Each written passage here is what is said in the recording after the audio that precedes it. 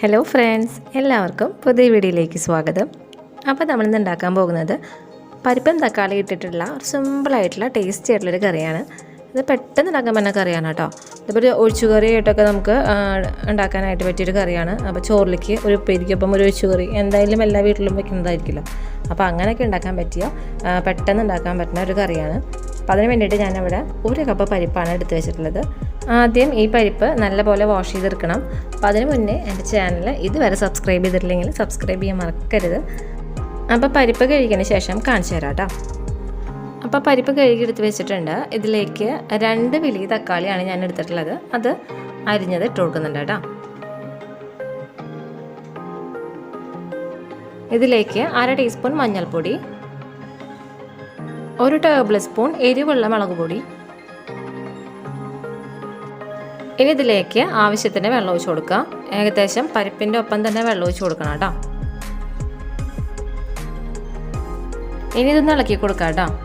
അതിനുശേഷം നമുക്കിത് വേവിക്കാനായിട്ട് വെക്കാം. കുക്കറിലായതുകൊണ്ട് 2 വിസിൽ പ്രഷർ പോയതിന് ശേഷം തുറന്നേക്കാം. അപ്പോൾ പരിപ്പും തക്കാളിയും വേവിക്കാനായിട്ട് ഞാൻ വെച്ച് കൊടുത്തിട്ടുണ്ട്. വെന്തതിന് ശേഷം കാണിച്ചു തരാം കേട്ടോ. അപ്പോൾ കുക്കറിൻ്റെ പ്രഷറെല്ലാം അതും പോയിട്ടുണ്ട്. കണ്ട പരിപ്പൊക്കെ വെന്ത് വന്നിട്ടുണ്ട് കേട്ടോ. തക്കാളിയും വെന്ത് വന്നിട്ടുണ്ട്. അപ്പോൾ നമ്മൾ ഒഴിച്ചു കൊടുത്തുള്ള വെള്ളം എന്ന് പറയുന്നത് ഇത് പരിപ്പ് വേവാനുള്ള വെള്ളമാണ്. അപ്പോൾ നമുക്ക് ഇതിലേക്ക് കുറച്ചും കൂടി വെള്ളം ഒഴിച്ച് കൊടുക്കണം. അപ്പോൾ ആദ്യം നമുക്ക് കുറച്ച് വെള്ളം ഒഴിച്ച് കൊടുത്തിട്ട് ഇതൊന്ന് ഇളക്കി കൊടുക്കാം കേട്ടോ. അപ്പോൾ അതിന് വേണ്ടിയിട്ട് ഞാൻ ഫ്ലെയിം ഒന്ന് ഓണാക്കിയിട്ടുണ്ട്. ഇതിലേക്ക് നല്ല തിളച്ച വെള്ളം ഒഴിച്ച് കൊടുക്കാം. അപ്പോൾ കുറേശ്ശെ വെള്ളം ഒഴിച്ച് കൊടുത്തിട്ട് ഒന്ന് കയ്യിലോണ്ട് ഒന്ന് ഇളക്കി കൊടുക്കുക. ഈ കറിയിലൊക്കെ പരിപ്പ് നല്ലപോലെ വെന്ത് കുറുകി കിടക്കണേക്കാളും ഭംഗിയും കഴിക്കാൻ ടേസ്റ്റൊക്കെ ഇങ്ങനെ പരിപ്പ് ഇതുപോലെ വെന്ത് കിടക്കണം വെച്ചാൽ കാണണം പരിപ്പ്. അപ്പം ഞാൻ ഏകദേശം പരിപ്പിൻ്റെ ഒപ്പത്തിനാണ് കേട്ടോ വെള്ളം ഒഴിച്ചിട്ടുള്ളത്. എന്നിട്ട് ഇതുപോലെ ഇളക്കി കൊടുക്കുക.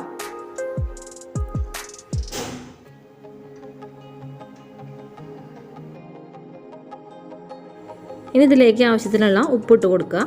എന്നിട്ട് വീണ്ടും കറി ഇളക്കി കൊടുക്കുക കേട്ടോ.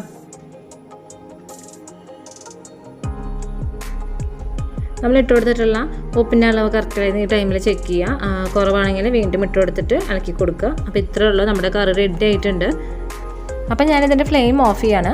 അതിന് ശേഷം നമുക്ക് ഇതിലേക്ക് ആ കടുക് താളിച്ച് വയ്ക്കാനായിട്ട് നോക്കാം. അതിന് വേണ്ടിയിട്ട് ഞാനൊരു ചീനിച്ചിട്ട് അടുപ്പത്തിൽ വെച്ചിട്ടുണ്ട്.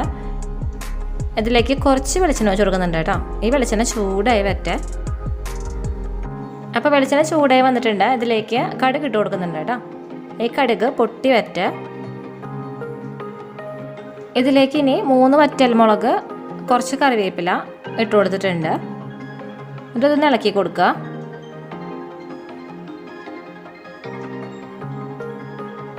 ഇതായിട്ടുണ്ട് കേട്ടോ. അത് നമുക്ക് കറിയിലേക്ക് ഒഴിച്ചു കൊടുക്കാനായിട്ട് നോക്കാം. ഞാൻ ഫ്ലെയിം ഓഫ് ചെയ്തിട്ടുണ്ട്.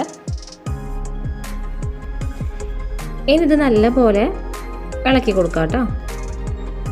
അപ്പോൾ ഇത്രയേ ഉള്ളൂ, നമ്മുടെ പരിപ്പ് കറി റെഡി ആയിട്ടുണ്ട്. കഴിക്കാൻ നല്ല ടേസ്റ്റി ആയിട്ടുള്ള കറിയാണ്.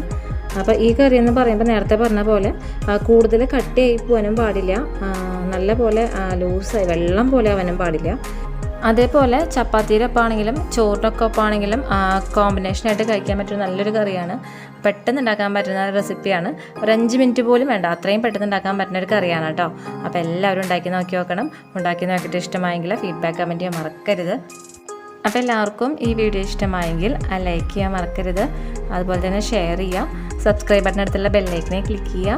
അപ്പോൾ വരുന്ന ഓൾ ബട്ടണിൽ ക്ലിക്ക് ചെയ്യുകയാണെങ്കിൽ ഞാനിടുന്ന പുതിയ വീഡിയോസിൻ്റെ നോട്ടിഫിക്കേഷൻസൊക്കെ ഞങ്ങൾക്ക് കിട്ടുന്നതായിരിക്കും കേട്ടോ. അപ്പോൾ എല്ലാവർക്കും ഈ വീഡിയോ ഇഷ്ടമായെന്ന് വിശ്വസിക്കുന്നു. അപ്പോൾ പുതിയൊരു വീഡിയോ വരുന്നവരെ എല്ലാവർക്കും നന്ദി, നമസ്കാരം.